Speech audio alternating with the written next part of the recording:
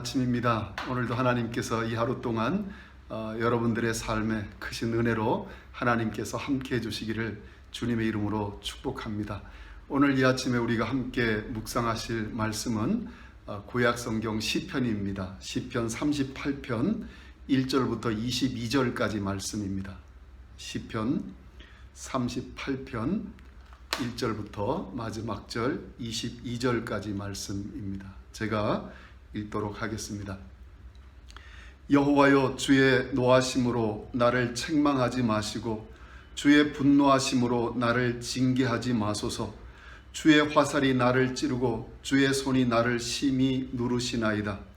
주의 진노로 말미암아 내 살이 성한 곳이 없사오며 나의 죄로 말미암아 내 뼈에 평안함이 없나이다. 내 죄악이 내 머리에 넘쳐서 무거운 짐 같으니 내가 감당할 수 없나이다. 내 상처가 썩어 악취가 나오니 내가 우매한 까닭이로소이다. 내가 아프고 심히 구부러졌으며 종일토록 슬픔 중에 다니나이다. 내 허리에 열기가 가득하고 내 살에 성한 곳이 없나이다. 내가 피곤하고 심히 상하였음에 마음이 불안하여 신음하나이다.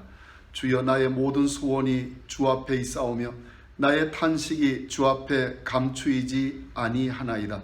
내 심장이 뛰고 내 기력이 쇠하여 내 눈의 빛도 나를 떠났나이다. 내가 사랑하는 자와 내 친구들이 내 상처를 멀리하고 내 친척들도 멀리 섰나이다.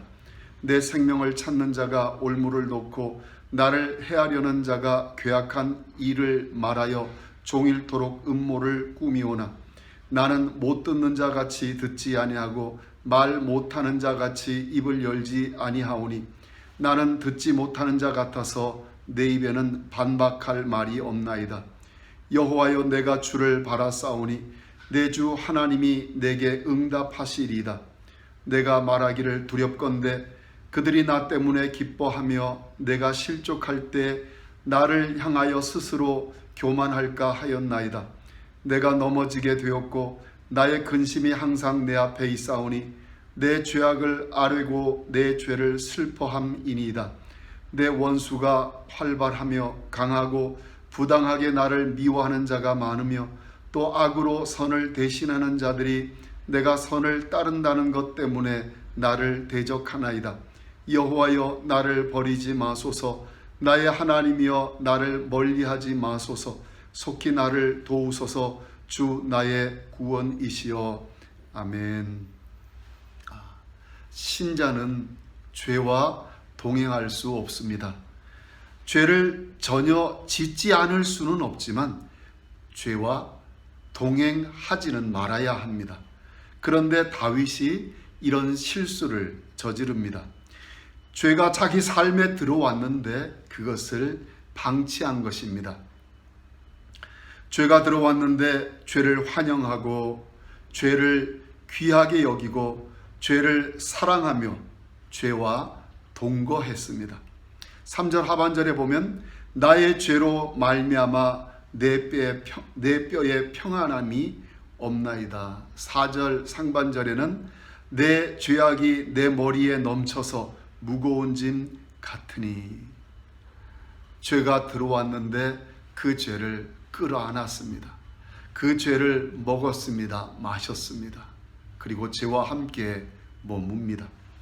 죄를 방치했습니다. 죄를 방치하면 대가를 치르게 됩니다. 2절에 주의 화살이 나를 찌르고 주의 손이 나를 심히 누르시나이다. 신자는 죄를 품고 행복할 수 없습니다. 신자에게 주신 새 마음은 죄를 미워하기 때문입니다. 성령이 신자 안에서 근심하시기 때문입니다. 선한 양심이 신자를 편치 않게 합니다. 그러나 또 반면에 죄 때문에 기뻐하는 모습도 있습니다. 신자 안에 아직도 남아있는 부패한 성품은 죄를 기뻐합니다. 신자가 죄로 향하게 합니다. 그래서 신자 안에는 늘 이 싸움이 있습니다. 주님이 내게 새로 만들어주신 이 새 마음과 아직도 신자 안에 남아있는 죄의 법, 옛 마음이 계속해서 싸움을 하고 있는 것입니다. 그런데 신자가 영적으로 우둔하게 행해서 계속해서 죄를 방치할 수 있습니다. 죄를 붙들 수 있습니다. 이것을 우매하게 행한다고 오늘 시편은 말하고 있습니다. 5절 하반절에 내가 우매한 까닭이로 쏘이다. 다윗이 그렇게 했습니다. 다윗의 삶의 가장 대표적인 사건이 우리아의 아내 밧세바를 취한 범죄입니다. 그런데 그 죄를 범하고 나서 다윗은 회개하지를 않습니다. 오히려 자기 죄가 드러나지 않도록 그것을 감추려고 죄의 더 깊은 곳으로 나아가는 다윗의 모습을 우리는 성경에서 볼 수 있습니다. 이렇게 살았던 삶이 1년 정도의 삶이었습니다. 그렇게 살게 될 때, 죄를 자기 삶에 방치하게 될 때 나타나는 결과가 어떤 것이었습니까? 5절에 내 상처가 썩어 악취가 나오니 라고 말합니다. 성경학자들은 이 표현이 두 가지 의미를 가진다고 생각을 합니다. 하나는 실제적으로 다윗에게 육신의 병이 들어서 그 병이 악화된 상태를 표현한다고 봅니다. 또 동시에 다윗이 그 죄로 말미암아 겪고 있는 영적 상태를 보여준다고 봅니다. 8절에 보면 내가 피곤하고 심히 상하였으며 마음이 불안하여 신음하나이다. 그러니까 단순히 그 육신의 병 때문에 겪는 고통이 아니라 죄 때문에 그가 겪고 있는 심적이고 또 영적인 고통을 표현한다고 보는 것입니다. 그렇다면 상처가 썩어 악취가 난다는 표현은 지금 다윗이 겪고 있는 영적인 고통이 얼마나 극심한지를 보여주고 있습니다. 그렇습니다. 죄는 신자를 그렇게 만듭니다. 처음에는 달콤한 것으로 유혹합니다. 그래서 죄에 한 발을 내딛도록 합니다. 죄를 범하도록 유혹을 합니다. 그런데 일단 죄를 범하게 되면 나를 지배하는 죄의 힘은 더욱더 강력해집니다. 그래서 죄 안에 내가 계속 머물도록 한편으로는 유혹하고 한편으로는 올무로 얽어맵니다. 죄가 신자의 마음을 강력한 힘으로 지배해 나가기 시작을 합니다. 이렇게 될 때 신자의 마음은 영적으로 황폐하게 됩니다. 다윗이 지금 이런 형편에 있었습니다. 우리도 이런 형편에 처할 수 있습니다. 이때 해결책은 무엇입니까? 하나님이십니다. 하나님께 나아가는 것만이 올바른 해결의 길입니다. 다윗은 이런 극심한 고통에 빠져서 자신의 상태를 보게 됩니다. 그래서 5절에 내 상처가 썩어 악취가 나오니 내가 우매한 까닭이로 쏘이다.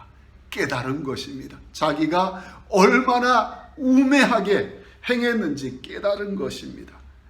그래서 그 자리에서 다윗은 그의 눈을 들어 하나님을 바라봅니다. 마치 예수님의 그 누가복음 15장에서 탕자가 돼지가 먹는 그 음식으로 배를 채우려고 했지만 그것도 없어서 굶주릴 때 그 상황에 자기가 처한 상황을 깨닫게 되고 그가 아버지 집을 생각했던 것처럼 다윗이 그 자리에서 하나님을 바라봅니다. 15절에 여호와여 내가 주를 바라싸우니 내 주 하나님이 내게 응답하시리이다. 그리고 나서 그는 회개합니다. 18절에 내 죄악을 아뢰고 내 죄를 슬퍼함이니이다. 그렇습니다. 여러분, 신자는 이 땅에서 죄를 범할 수 있습니다. 또 다윗이 그렇게 했던 것처럼 죄와 동행하는 자리까지 나가게 될 수도 있습니다. 만일 지금 나의 삶이 그러하다면 다윗처럼 내 눈을 들어 우리 주님을 바라보시기를 바랍니다. 그리고 회개하고 영적으로 회복되시기를 바랍니다. 또 그렇지 않은 상황이 있는 상태라면 이런 죄의 위험성을 깨닫고 날마다 내가 영적으로 깨어서 죄와 동행하지 않도록 주님과 동행하도록 그렇게 늘 자기 자신을 주님의 은혜 안에서 돌아보고 그 은혜 안에 머물도록 힘쓰는 우리 모두가 되도록 하나님께서 그런 은혜를 주시기를 바랍니다. 그래서 우리 베델교회에 속한 우리 모든 믿음의 형제 자매들마다 신앙으로 건강한 그런 삶을 살아가도록 하나님께서 은혜 주시기를 주님의 이름으로 축원드립니다. 기도하겠습니다. 살아계신 아버지 하나님 감사합니다. 오늘도 주님 앞에 이렇게 아침에 주님 앞에 나와서 하루를 시작하게 하심을 감사합니다. 오늘 우리들에게 주신 말씀처럼 죄와 동행하지 않게 하시고 죄의 유혹에 내 발을 디뎌놓지 않게 하셔서 늘 경건하고 깨끗한 거룩한 믿음의 삶을 살아갈 수 있도록 하나님 우리 모두를 붙들어 주옵소서.